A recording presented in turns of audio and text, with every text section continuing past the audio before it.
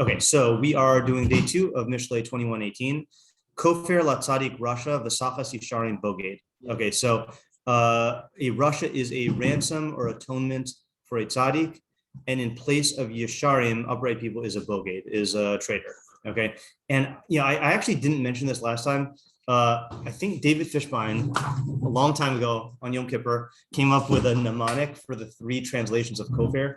There are 3 translations. I mean, we often translate as atonement, but if you're getting like the literal translations, so his it works out well. His mnemonic was CPR, like administering CPR, but also it's like the transliteration of kofer. So kofer can mean to cover, to pay, or to remove. All right, cover, pay, remove. So when we use it for what do you call it, for like averos, then it means to remove the avon. It means to remove.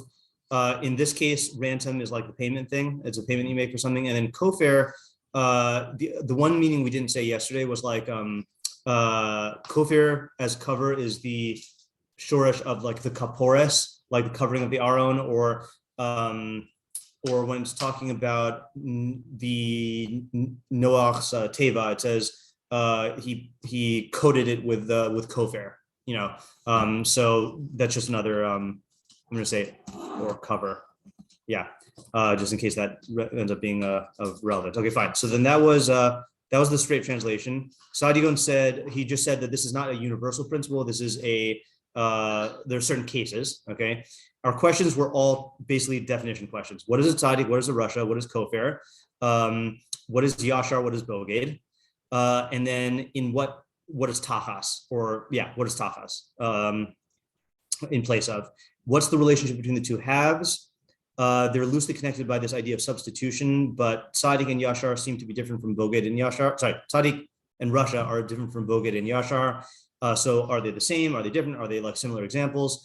What is the practical advice or ramifications of the pasuk? Who's the intended audience? Okay, so the fully formed idea we had was Sean's idea, which is that a tzaddik is not going to go down certain avenues that the rasha experiences, and there are certain ideas, certain flaws that unless they're actualized in the tzaddik, he'll have a hard time removing them. And the tzaddik's lifestyle doesn't lend themselves to actualizing those flaws. And so this is not like in the so one of the Vilna Gaon's objections to the early Hasidic movement. I don't think any Hasidim do this now. Early Hasidic movement had this idea of going into Avera and like doing the Avera in order, or experiencing the Avera in some way to like live, to get rid of evil sparks or whatever the like that was the Baal Shem, not the Baal Shem, that was Shabtai Tzvi's that was Shabtai Tzvi's excuse about why he converted to Islam. Like, oh yeah, I'm just going in there to like to liberate the unholiness or whatever, So we don't hold by that. Okay, but the tzaddik can look at the rasha, learn from him, and then use that as a kapara mechanism to be mechaper for his avonos inside. Same thing with the yisharim and the boged. However you define those things, then it's an option there. Then we had Ariel's half idea at the end, which is that the rasha is held ransom by the tzaddik in the sense that the rasha is always going to feel threatened by the tzaddik, both in actuality, like the tzaddik's life is there to remove the type of injustice that the rasha's life revolves around. And then also like psychologically, he's going to feel held ransom in the sense that the existence of the tzaddik is like an implicit critique on his own lifestyle. So that's why like Haman cannot stand Mordechai. Like Haman wants to live a life where everyone is deifying him and viewing him as superior and bending to his will. And this Mordechai refuses to move when he walks by, that was the half idea. Okay. So before we go to meforshim, and I'm fine for like developing your idea, but I think maybe if we like look at meforshim and get the gears moving, it might be good, unless you have like a new step already. No, I don't. Okay, so yesterday I expressed I was reticent to like plug in old definitions of tzaddik, rasha, yashar, and boged. But now that we've actually like developed our own idea, let me just throw some definitions on the table, see if we can develop an idea based on that, and then we'll go to the meforshim. Okay, so tzaddik and rasha, I feel like we've had a lot. Mishleic tzaddik is someone who basically lives for the good of the system. And it's not a selfless motivation. It is, overtly he's going to try to help other people in his system, knowing that it's going to be good for everyone, which is ultimately going to be good for him. So but his role is to help every person in the system get their needs so that the system can function harmoniously as a whole. Okay, Russia is the exact opposite, which is someone who basically has no regard for the system and is willing to use any member of the system or any part of the system for his own self-glorification, whether it's for power or greatness, something that causes him to be at the center and to like ascend, and he's willing to do anything in order to get there. Okay, so that is the Russia. Okay, now this is the theory we're developing in our Monday night shiur. So whereas Tzaddik and this is a theory, okay, Tzaddik and Yashar in Mishlei, according to our theory, refer primarily to how you interact with the system. Okay, it's true that the tzaddik will have an inner perfection that this stems from, but the terms tzaddik and rasha, which are terms about righteousness and wickedness, are describing how you interact with things outside of yourself. In contrast, yashar and boged have to do with your internal values and how consistent you are with your internal values. Okay, so we got this definition from the Rabbeinu Yonah. Yeah, so it was Rabbeinu Yonah on Mishlei 11:3. Okay, and I'm just going to read this one paragraph here. Yeah, so he says, in context, he's contrasting Yashar with Tam. A Tam is someone who is blemish-free, who has no extreme midos pulling him in either direction, what the Ransom would call the middle path. Okay, so the Yashar, in contrast to the Tam, is like a blank slate. Okay, you can think of it that way. To the possibility, or to the extent that exists. Yashar, he says like this: Inin Toar HaYashar. So Yashar or Yosher. Ohev HaYosher ubocher hatzadik b'hanachon. Someone who loves uprightness and chooses righteousness and what is proper, what is good. Ubichlal Torah hazeh, included in this description, shuhu makir HaYosher, is that he recognizes what is upright. V'nachon levav be'emes, and his mind or his heart is firmly with truth. Ki lo yikari ha'adam ohev ubocher mibli sheyakir hanehav hanevchar. Because you can't call a person a lover or chooser of something unless he recognizes the thing that he loves and chooses. And just to contrast that, in contrast to a tzaddik, for example, you can do an act of tzedakah without recognizing the nature of righteousness. Like we have a mitzvah tzedakah. When you give money to a poor person, you're doing an act of tzedakah, even though you don't necessarily understand tzedakah. Yashar, you can't say that. He has to recognize what truth is and be drawn. Okay, fine. Now he defines it. So there are two qualities found in the nature of the Yashar. That in his mechkar, in his intellectual investigations, he is disposed to be drawn to what is upright. So in other words, his mind is drawn to the truth and to seeking truth, and objectivity and all that good stuff. V'ta'avaso gamkin el hayosher nota v'nechsafa, and his desires are also drawn to uprightness and yearns for uprightness. V'hashlemus b'ish, perfection in a human being, hakoach hachachma v'hakoach hamisava l'derech achas, is when your rational faculty and your appetitive faculty, the part of you that can think and know and the part of you that desires and lusts, are in line with each other. He derech hayosher, and that's the upright path. So our description, again, and he goes on at length. Okay, so that was just the one paragraph. So our paraphrasing of that basically is the yashar is someone who is internally drawn to what is true and what is good. The boged is so that's the yashar.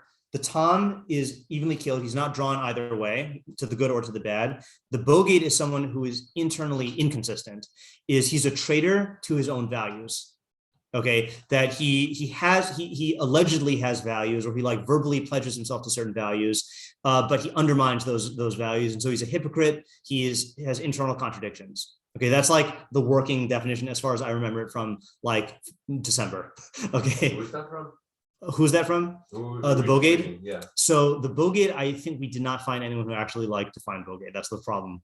Okay. Yeah. So this is that's what I'm saying. He's asking which of the meforshim is it from. So we defined it based on our learning of several pasuk that had to do with boged.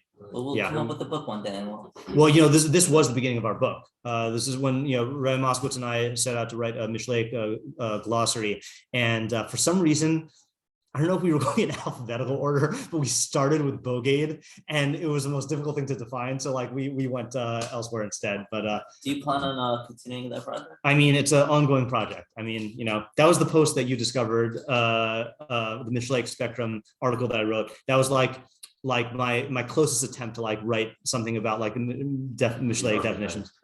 Yeah, the archetypes, right. So it's a work in progress. Yeah. Okay. So does that help us at all? Because it applies like terms, but the question now is, does that point to a direction for kofir and tachas? And you got to remember, kofir can either mean ransom, atonement, or cover, and then tachas could either be a synonym for kofir in this context, or it could be a different idea. So let's think about it for a little while and see if we get anything.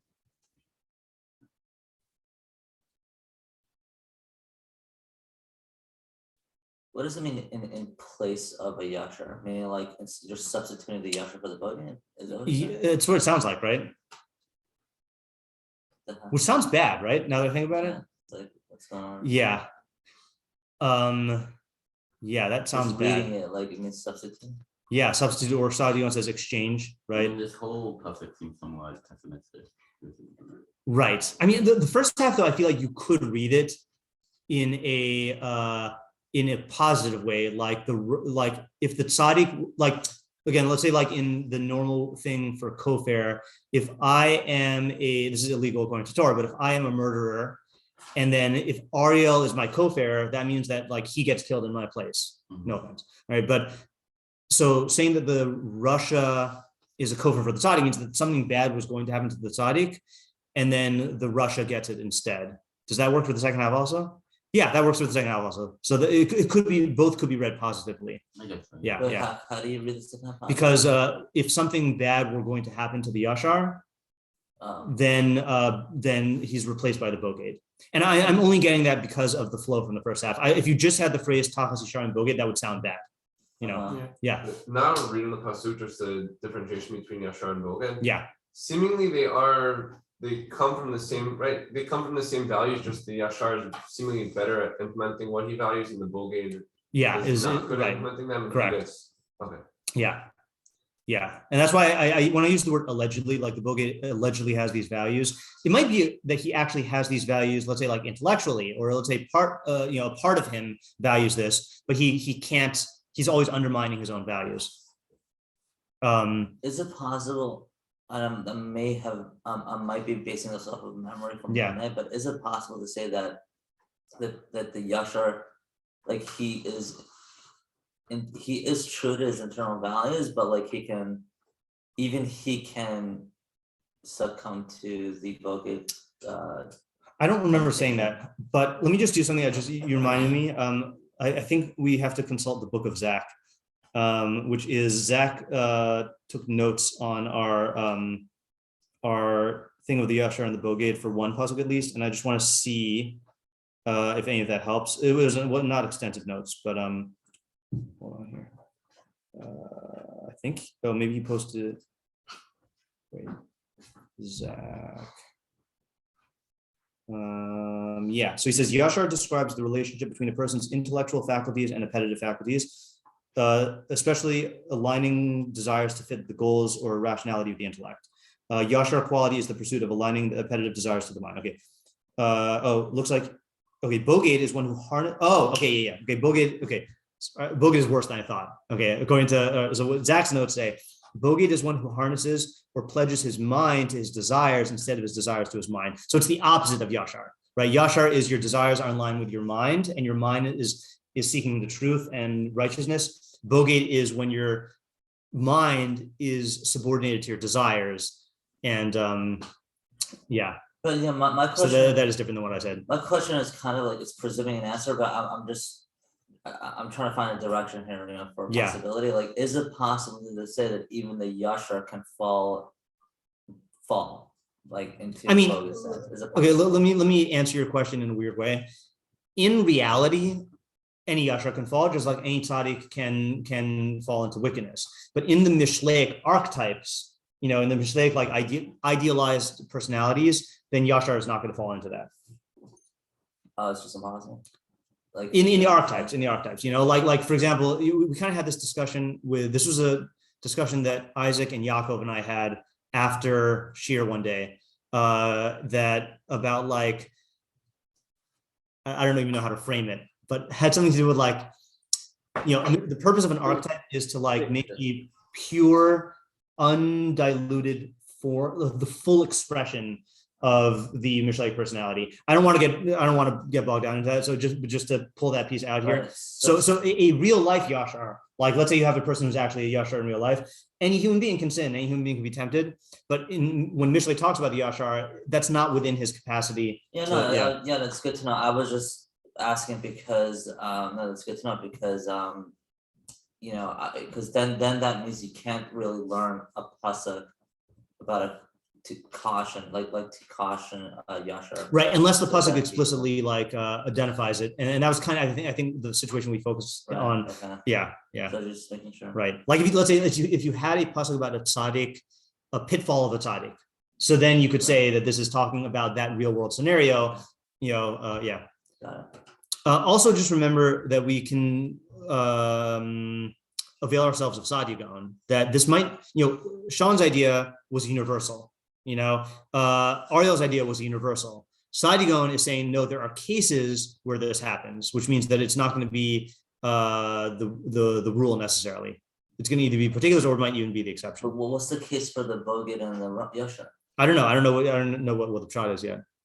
Yeah. Just in terms of bogey and yashar, if bogey means like a traitor, isn't that something that usually has to do with relations to other people, like? Yeah, so that was the one That's the chiddush. that was the chiddush. The one thing I remember about how we explained the word is I think this is why I gave you the other definition first, is he's a traitor to himself. Okay. He's a traitor to his own values. So what would that? So that was my first definition I gave you, which do not align up with Zach's notes, which is that he has certain values and he betrays his own values. Right. Yeah. The Zach's definition of boget, I don't remember how we explained that in line with the word traitor, meaning someone whose mind is subordinated to his emotions. You could say he's betraying his actual like Tzelem Elokim, But you're right. I think that was one of the initial challenges we had when we saw boget. We just assumed it was betraying other people. Yeah.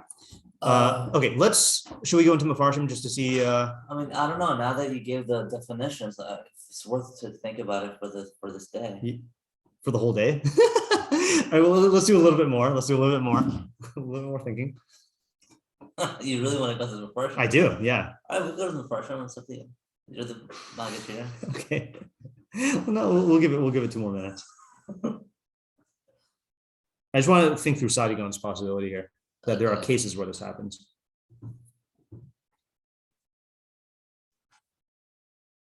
I mean, here's a question. Why would if we're taking kofar as a ransom, why would a tzaddik need a ransom?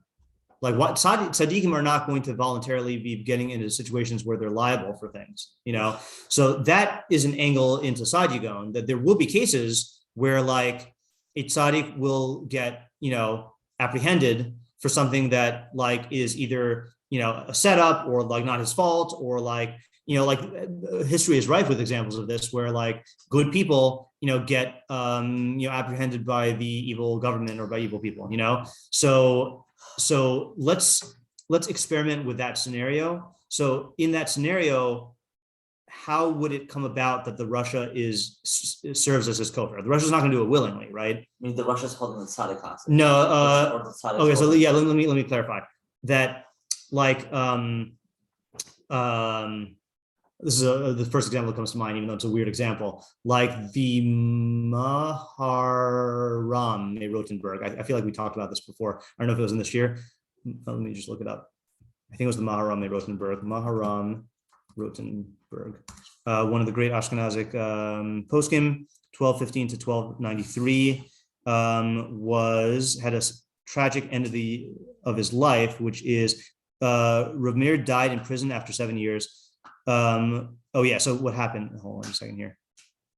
Along with many others, Meir left Germany with family and followers, but was captured in the mountains of Lombardy, having been recognized by a baptized Jew named Kneppe, and imprisoned by a fortress near whatever. Tradition has that a large ransom of 23,000 marks of silver was raised for him by Asher ben Yechiel. That's the rush, right? Yeah, wow, okay. But Rav Meir refused it for fear of encouraging the imprisonment of other rabbis.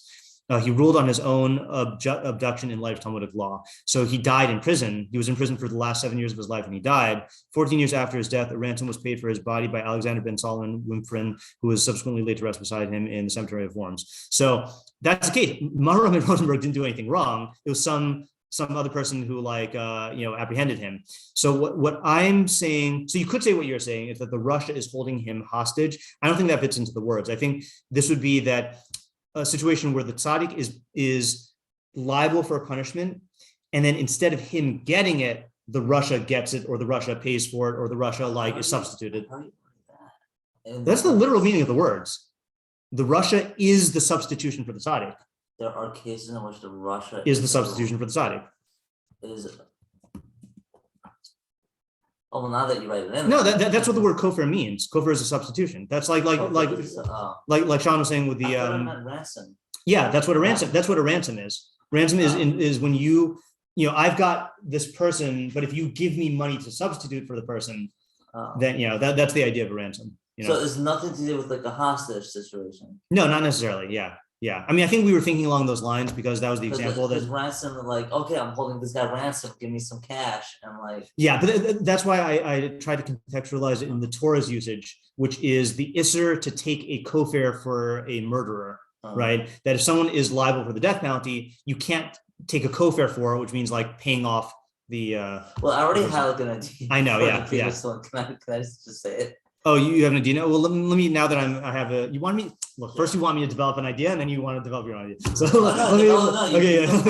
yeah. So I was saying, let's imagine a case where the tzaddik is apprehended against the law or against justice, and he's due for some sort of punishment or fate.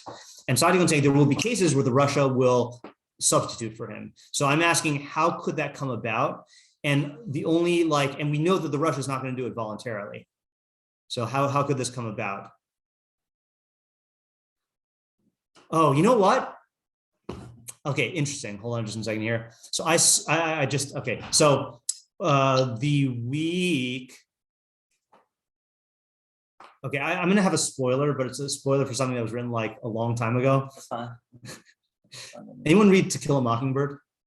Yes. Yes? Okay, fine. I've heard of it. Okay, fine. So it's not going to spoil the entire thing, but I'll say it in a way that's not too spoilery. So I saw the Broadway play from my birthday, and then I watched the movie over the break. Okay, so the book revolves around this guy Atticus Finch, who is this lawyer who is a tzaddik. Okay, he's one of the few depictions of a tzaddik in that I've read. Good depictions. So at the end of the book, something happens that could have ended up basically a bad guy dies, okay, and the situation could come back to affect Atticus in a negative way.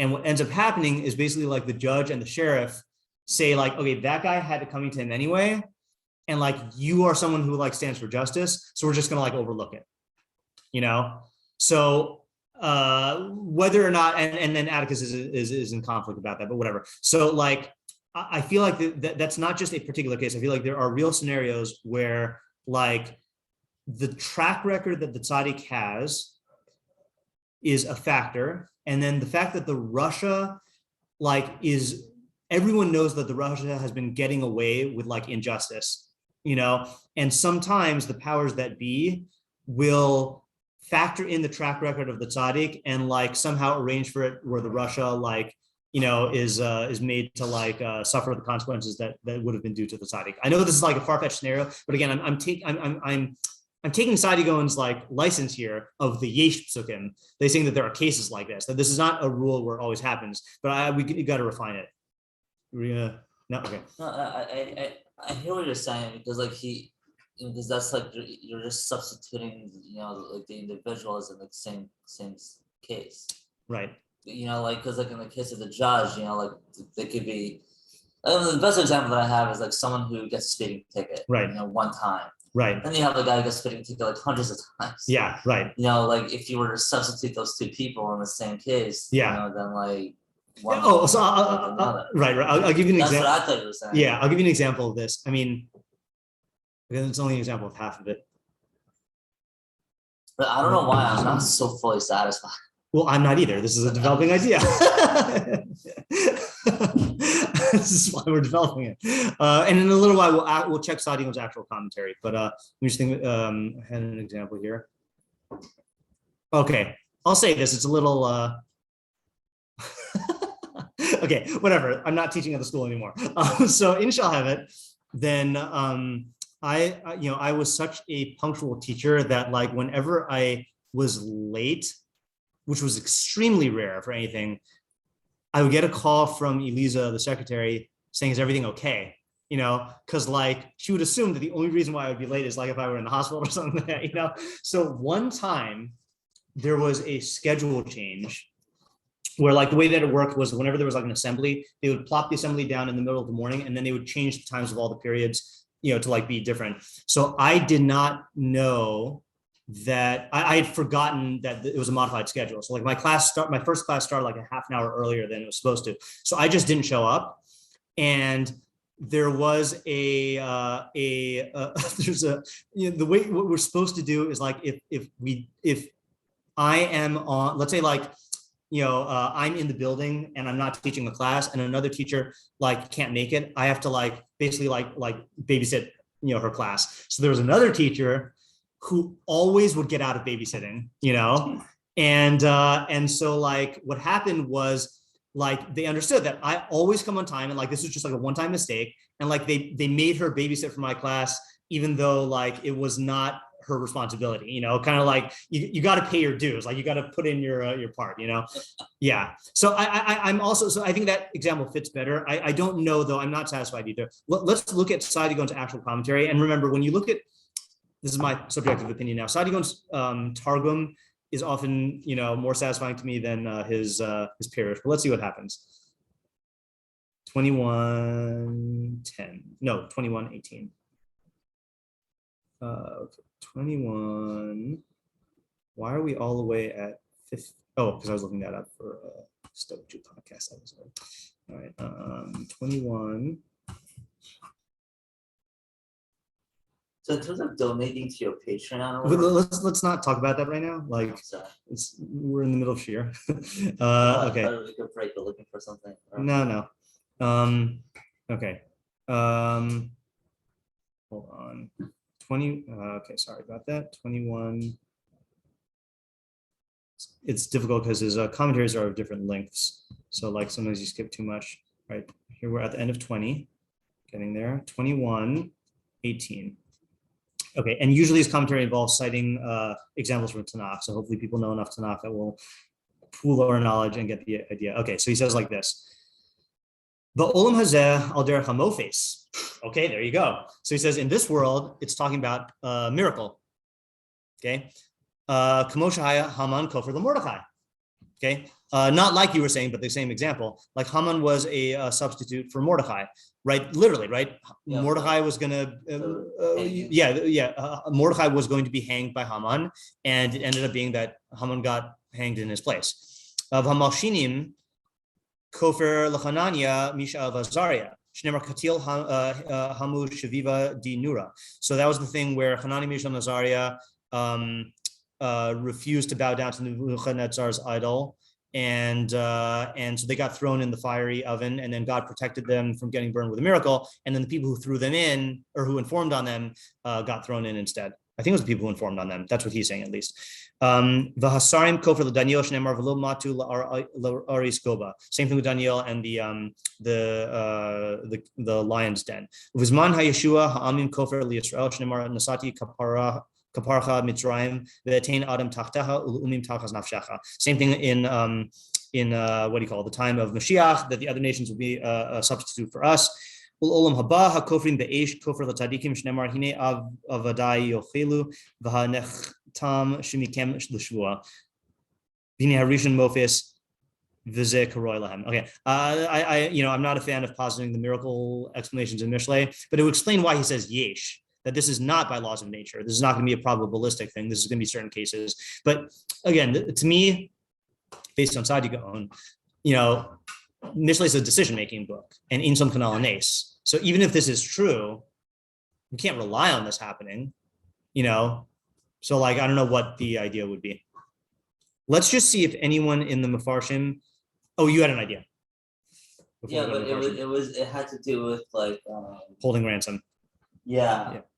I mean, I'll just say. Yeah, go ahead. I mean, like, I think it had to do with the fact that maybe, like if the Russia is holding the tzaddik ransom, it could be in situations where, like the tzaddik is at odds with himself versus like the good of the people. So your last interpretation fit in with the words. Yeah, a lot of them fit in much better. No, I'm not just saying it's much better in terms of the idea, but I'm saying I don't think you can read it as the Russia is holding the tzaddik for ransom. Yeah, that's why. Okay, I rejected it. Okay. I thought you were saying it as a possibility. No, I was just saying it anyway. It's just that at the time. Okay, good. As long as we're on the same page. How if this were to be like a case of like a miracle of some sort, it wouldn't be so reliable. But wouldn't you say that's for any yesh case? No, because the normal yesh cases are just like what do you call? Like, I'll give you an example of a yesh case. This is my favorite yesh case, even though it's not from Mishlei. That Yocheved was trying to save baby Moshe's life. And so she put him in a basket that was waterproofed, and then she put it in the Nile. So the Ralbag says there that, what are the odds that a baby is going to survive on the Nile in a random basket, right? So very slim, right? However, what are the odds that the baby's going to survive if she keeps him at home? So the odds there are practically zero, because a crying baby with Egyptian, henchmen going around searching is like, they're going to catch him. So she basically weighed, okay, if I keep him at home, I have a 1% chance of him being saved. If I put him on the Nile, I have a 5% chance of him being saved.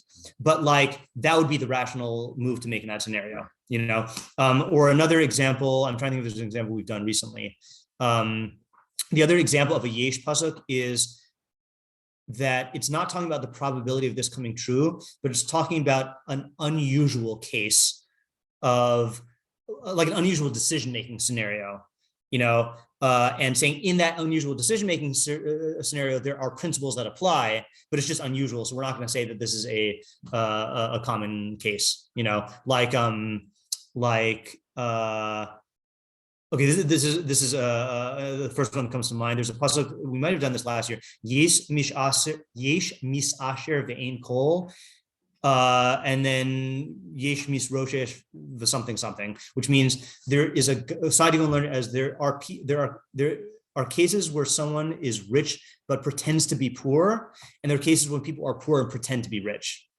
And then the pasuk was about that case. Now, that's not a common case, because most people who are rich want to show off their wealth, and most people who are poor try to cover up their poverty. But Saadia Gaon was learning that it's a case where, like, let's say like a guy wants to get out of giving tzedakah, so he fakes a lower income than he actually has. So like there are definite principles, but the case is weird enough that the pasuk introduces it with yesh.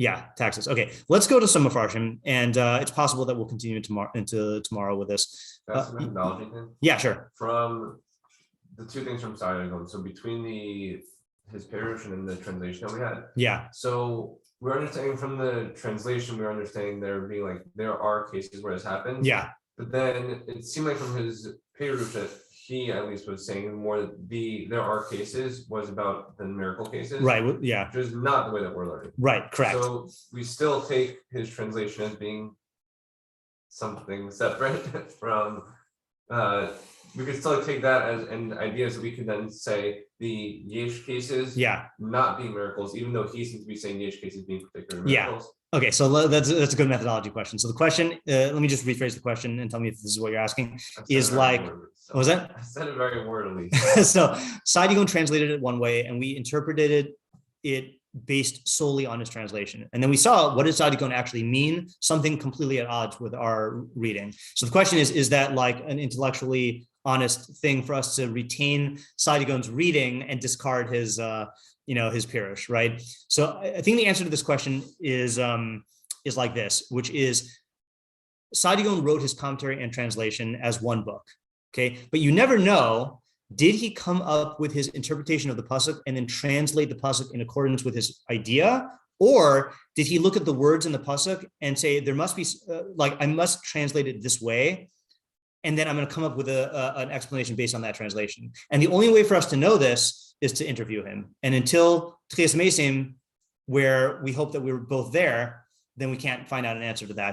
So my answer to your question is, it's possible that our interpretation would not be endorsed by him, if he came up with his translation based on his idea. But it's also possible that it's possible he looked at this pasuk and said, no way can this be a normal principle. It has to be a yesh case. And then he's like, what yesh case could it be? Aha, miracles, And then if we propose our own idea to him, he'd be like, oh yeah, that's also a good yesh case. And then secondly, my secondary answer to your question is, once you see that it's possible for a great chacham to read the pasuk this way, that gives us license to read it this way on our own and come up with our own interpretation. So in other words, for us to say that our idea is what Saadia Gaon meant would definitely be intellectually dishonest, because we know it's not what he meant. Yeah. But for us to say, oh, this is a legit reading of the pasuk, and we're going to take that legit reading and then come up with our own idea, that is good. And it'd be, just as a more familiar example, Onkelos does these minimalist translation things, and you have super commentaries on Onkelos which debate what did Onkelos mean by translating the pasuk this way. So no one's questioning whether this is a legitimate translation. They're just saying what do we make of it? And so that's what we're doing. That's a good question. Okay, so let's just venture into our usual pecking order here. Let's go with Metzudas David, who says Kofer. What did he say in the Metzudas Zion? Did he say anything? No, there's no Metzudas Zion. Okay. Kofer, bottom right. Kofer im nigzar misa al hatzadik. If death is decreed upon the tzaddik, ubatla hagazera, and the decree is nullified, ein midas hadin mispayas. Ooh, we're going to get to metaphysics. Okay, maybe. Then the midas hadin is not appeased. The midas hadin wants blood. Okay. Ad ki yutan rasha lepidio nafsho, until the rasha is given as a substitution or redemption for the tzaddik's soul. In the second half, classic Metzudas David, kafal hadavar b'milah shana. The second half is just repeating it. Okay, so what does this mean? And just to summarize here, okay, it's saying like this: there's a gezerah. Now we don't know what gezerah he's talking about. Okay, we're not not sure if this is a divine gezerah, or a gezerah by a human being. Let's say a king, decrees punishment, seizes someone's property. Let's say, right? So let's say the tzaddik gets out of it. The midas hadin still needs to punish someone until you appease it, and the rasha will appease it. So there are two tracks we could take in trying to understand the Metzudas David. You could take a metaphysical track and say that this is some principle about God's justice, which is highly problematic in my opinion, right? Because is that how God's justice works? Let's say on Rosh Hashanah Yom Kippur, we say, that utshuva tefillah tzedakah ma'avirin roa hagazera, right? Tshuva and tefillah tzedakah remove evil decree. We don't say, yeah, but someone's got to pay. So God needs to punish somebody. That seems like a very on the surface, very childish, infantile, ridiculous idea. Sacrificial Russia. Yeah, right. Exactly. In fact, this is an infantile interpretation of korbanos, right? That you need to get punished. And you did tshuva, so we're going to punish the animal instead, right? Now so that's one possibility. So if we take the metaphysical route, we have to find some idea that actually makes sense. What would it mean to say that God's gezerah needs to be appeased? Okay. The other route to take is to say that this is not talking about a divine gezerah. This is talking about a gezerah in terms of in olam hazeh by human beings. Again, let's say they need a scapegoat, and the tzaddik gets chosen to be the scapegoat for some evil scheme. We need a fall guy, right? And let's say the tzaddik gets out of it, so the human being is not going to be appeased, and then somehow the rasha is going to get in. In fact, this is the way I wanted to. The second way is the way I wanted to take it with the Saadia Gaon case. That the tzaddik gets out of this somehow. Metzudas David doesn't explain how, and then somehow the rasha is going to get that punishment that was going to be going to the tzaddik. So can we understand this in another way? This is difficult stuff here. Yeah, Ellie? I mean, it does kind of to the first case with Haman getting what he Right. wanted to be crowned Mordecai.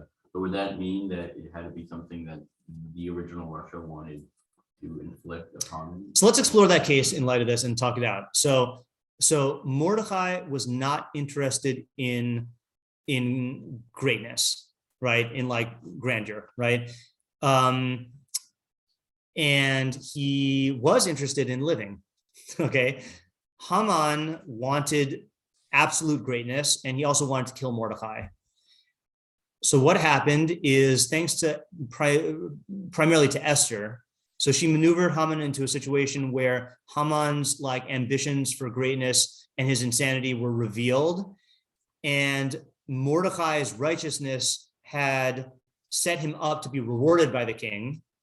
So when now the king sees that Haman wants to like eventually overtake the king, like that's where his ambitions go, and Haman wanted to kill the guy who saved the king's life, and the king gets enraged and then takes the thing that Haman was going to punish Mordecai with and then punishes Haman instead. So how is that? So an onlooker who looks at this superficially could say, oh, that was just like by chance, you know. We say that was hashgacha, but it was hashgacha in a Nes Nister way, where like Esther orchestrated this through chachma, you know, and like it all makes sense that this happened, you know. So can we like universalize from that case to make this universal? That's what you do when you universalize things. That's what you're trying to do, right? Like take that case and like, yeah. That just seems like a primary. Yeah, it does serve as a really good case. Well, let's say one thing first of all. Okay, here's one thing that we have going for us. The very thing that the tzaddik exists for, which is for the thriving of the system, is the thing that the Russia is going to ruin. The Russia wants to supplant the system of justice with a system that glorifies himself. Okay, so that's one thing the tzaddik has going for him, of the many things that the tzaddik has going for him, right? So if the tzaddik was slated to be punished and that gezerah is removed, so if we're talking in a human realm, right? So the human being is going to want to do something that is going to either like, and let's say the premise is that you know, someone needs to get a punishment. Let's just work with that premise for a second here. So the king is going to punish someone who is not essential to the system, and ideally someone who's harming the system. You know, it almost reminds me, this is a corner case halacha also, but since we're in the realm of corner cases, you know, the halacha is if a non-Jew comes up to a bunch of Jews and says like, you know, give me over one of you to kill, or I'll kill all of you. So then the halachas of Kiddush Hashem say that you have to all let yourself be killed. However, if the guy points to someone and says, give me that guy to kill or I'll kill all of you. So the halacha is, if that guy who we pointed to is already chayav misa, then you're allowed to just be like, you know, right, fine, you know. So I don't know what the reason is there, but like this guy already is liable for death, which means that he did commit a crime that is bad for the system, you know. So we appease that requirement by saying like, okay, like take the lowest common denominator of the group. I don't know if I'm getting anywhere. Yeah, David, what were we gonna say before we stop for today? Yeah. Go understanding is maybe a different idea. Yeah. But I'm just gonna work with Sadiq being the guy who's like trying to have the system run well, and Rasha who's not going along with the system, trying to have things work differently for his own sake. So if the Sadiq is like constantly inputting things into the system to try to help it run well, and then if something goes wrong, and then now someone has to take a hit for whatever has gone wrong now. So I think there would be like a first turn to like, well, Sadiq was trying to implement this thing, he implemented this bad thing, he should get punished for what was bad. But then if people view this, like if they do a review of what's happening in the system, then they will turn and say, well, Sadiq did one wrong thing that happened to have gone wrong. Well, look at this Rasha, he's done nothing right for us. He's just been like on the side trying to do everything. So he should be the one that should take it even worse. So I like that. And I'll tell you why I like that, because first of all, you're identifying how the tzaddik gets into the situation in the first place. Is tzaddikim can make mistakes, or things could just not work out due to the reasons beyond their control. So when the person in charge wants to punish them, that causes the tzaddik's track record causes people to look at his overall value. And once we see that, so now once the powers that be are in the framework of overall value, that makes them notice the Russia's overall value of negative value. Yeah. All right, let's do this. Let's pause for today. Think about the Metzudas David for tomorrow. And then I want to go into other meforshim. We'll spend a day 3 on this. Rare for us, but I think it's worth it. And we got a lot of methodology today. Okay, even though we didn't get any new ideas, and we did a good review of the definitions of Tavi, Yashar, and Bogate and stuff. But I don't feel like we got anything clear enough to like say it as at the end of the review. All right, let's stop for today. Thank you. Yep. All right. See ya. Good man. Yep.